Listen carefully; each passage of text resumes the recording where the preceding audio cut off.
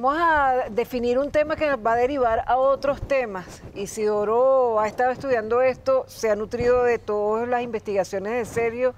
Es algo que es difícil de entender a veces y que la gente se pone a opinar en redes o se pone a hacer artículos y no sabe el alcance que tiene esas siglas. La OTAN, ¿qué significa? ¿Qué te llama la atención a ti de eso, Isidoro? Bueno, aparte de la lectura que hago de los libros tuyos y los artículos semanales que tú haces, siempre te queda un poco el elemento que tú acabas de dejarlo muy claro, ¿no? Es clarísimo que nosotros, para entender lo de China y para además que los países que pretendemos ser amigos de China, involucrarnos con China, tenemos que entender que es una civilización distinta a la nuestra, tal como tú lo explicaste. Pero más allá de este tema apasionante que es China, China en este momento es el gran tema. Por algo el imperio está procurando ir creando bases de destrucción en el mundo y en otros países para luego enfrentarse, porque esa es, en mi opinión, es el objetivo del imperio, para luego enfrentarse a un poder pacífico y en paz de desarrollo económico y de amistad con el mundo que tiene China.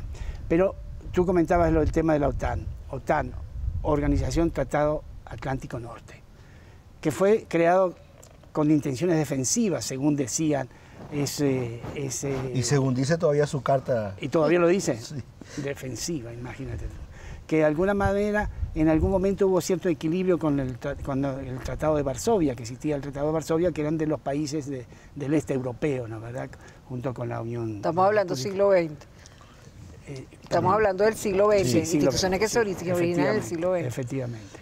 Bueno, pero entonces, ¿qué está pasando? Primero, nos gustaría que nos explicaras de un lenguaje para que todos pudiéramos entender efectivamente qué es la OTAN, qué representa la OTAN y qué está haciendo la OTAN en este momento en Europa. Sí, mira, Isidoro, como tú decías, la OTAN fue creada en 1949, después de finalizar la Segunda Guerra Mundial. ¿Qué se planteó cuando finalizó la Segunda Guerra Mundial? Una Unión Soviética devastada, con más de 25 millones de muertos en la guerra, una Europa devastada, un Japón que le habían tirado las 2 bombas atómicas, China devastada, una guerra que comenzó, una ocupación japonesa que había iniciado en el año 31, de manera que la única potencia que emerge de la guerra indemne es Estados Unidos. El único ataque que sufrió Estados Unidos fue en Hawái, a miles de kilómetros de su territorio continental. Y que está en discusión las causas. Sí, ¿no? ese es un tema. Sí, ese es un tema. Pero el aparato industrial de Estados Unidos está intacto. Y eso le permitió de alguna manera imponer las normas de funcionamiento del sistema internacional después de la posguerra. Y entre esas normas creó esta organización. Hay que recordar que hay gente que no le gusta que yo lo diga, pero yo lo digo, que Estados Unidos se compró a Europa. Eso que se llamó Plan Marshall es la compra de Europa por Estados Unidos. Hoy lo estamos viendo claro. Y la pagó muy barato, ¿no es verdad? Muy barato. Hoy lo estamos viendo muy claro con una subordinación plena de Europa a Estados Unidos. En ese momento, como tú también dijiste, en el año 55, unos años después, se crea el Pacto de Varsovia, que es la alianza militar creada por la Unión Soviética y sus países aliados. El nombre está claro, Organización del Tratado del Atlántico Norte. El fin de la Guerra Fría, el fin del mundo bipolar, el fin de la Unión Soviética, suponía el fin de la OTAN. Claro. Sin embargo, no solo no desapareció, sino que se planteó su expansión, su crecimiento. Y hoy se habla mucho por la guerra en Ucrania de la expansión de la OTAN hacia el este de Europa, que efectivamente es el punto más álgido porque tocó teclas que son intocables, como es amenazar a Rusia. Y Rusia es la mayor potencia nuclear del planeta y no se le puede amenazar como creen ellos, como amenazan en Haití, a Venezuela, a Irán, a países que no tienen el potencial militar, sino que tienen otros potenciales, sobre todo el valor de su pueblo, para resistir. Pero no tienen el potencial que tiene Rusia. Y la guerra hoy se produce precisamente porque Rusia ha decidido resistir con con toda esa capacidad militar, económica, a la expansión. Y el derecho, Pero, además. Y el tener el derecho, la justicia del derecho, ¿no? Claro, no es un asunto de Rusia y Ucrania, sino es un asunto de OTAN y Rusia. Exactamente. Pero además, pero hay que decir, ¿por qué hago toda esta introducción, este preámbulo? Porque la OTAN no se está expandiendo solamente en Europa. La OTAN se está expandiendo en el Asia Pacífico. Han creado el tratado AUKUS, que es Australia, Nueva Zelanda, Australia, Gran Bretaña y Estados Unidos. Han creado una alianza de inteligencia, la Alianza de los Cinco Ojos, también orientada contra China. Han creado una serie de mecanismos que buscan aislar a China.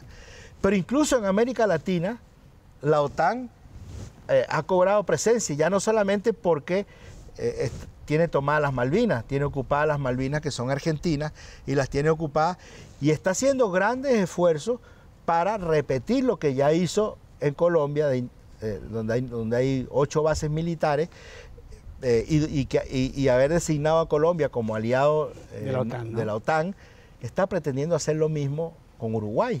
¿Cierto? Hay grandes avances, hay grandes manejos por parte del Comando Sur de Estados Unidos actuando en nombre de la OTAN, y esto es muy peligroso porque la OTAN pretende crear un triángulo estratégico: Montevideo, Malvinas, Punta Arenas, Chile.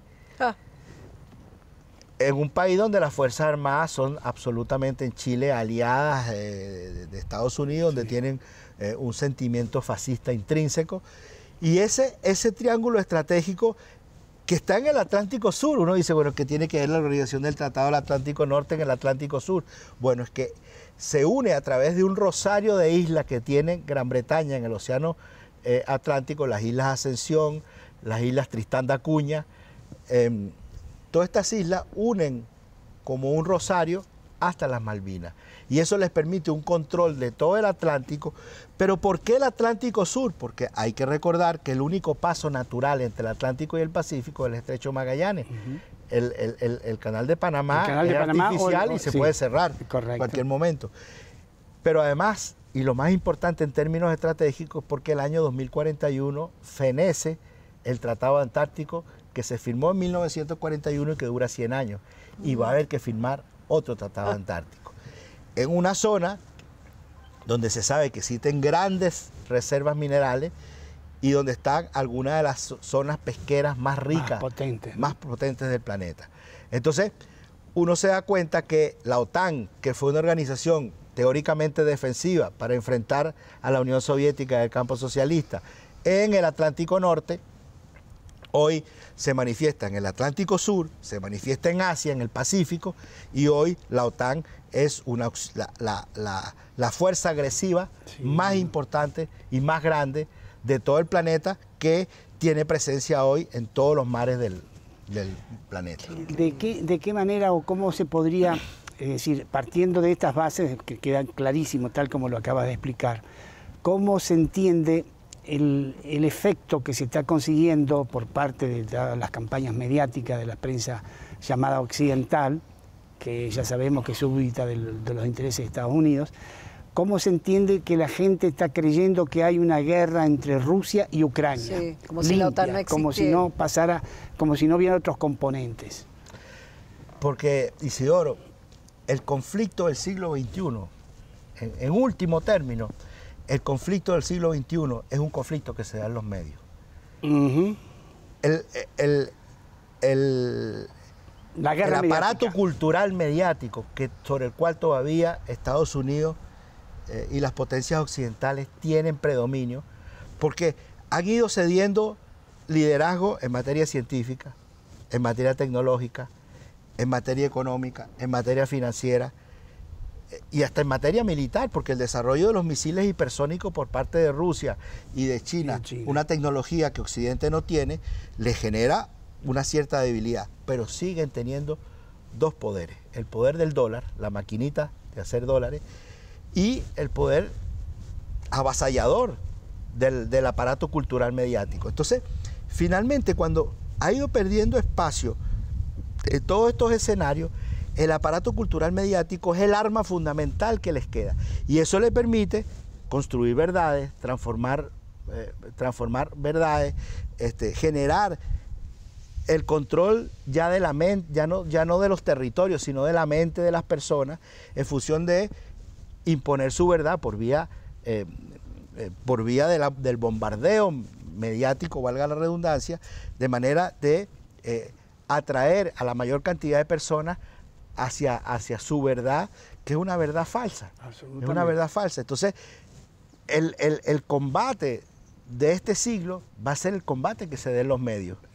Chávez decía, el combate será en las mentes de cada uno de nosotros o de todo el pueblo. Claro, por eso es que nosotros insistimos y hacemos programas con gente como Sergio que nos dan herramientas para defendernos de todo ese ataque mediático que a veces lo pone a uno a dudar. Por eso cuando Sergio afirma algo es porque ha estudiado, ha comparado, ha pensado, y por eso Isidro me decía, pero ¿y por qué vamos a grabar allá en el IBI, que es algo científico? Digo, porque Sergio está haciendo un trabajo científico, como si estuviera con un bisturí analizando, sí, cosiendo donde hay que coser y orientándonos. Entonces ahora de la OTAN vamos a pasar a China en la próxima parte del programa para también tener algunos datos y poder analizar todo este bombardeo mediático, eso que un pensador del siglo XX decía que era un exceso de presente y que nos ahoga todos los días a través de las redes. Y cuando hablemos de China, seguramente Sergio tocará el tema de Taiwán, que es otro elemento que uno escucha muchísimo, sí, y que está también dentro del dominio mental con que la guerra mediática y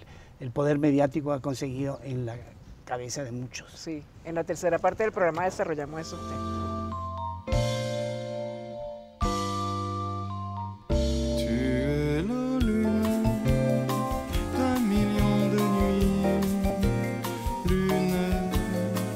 D'un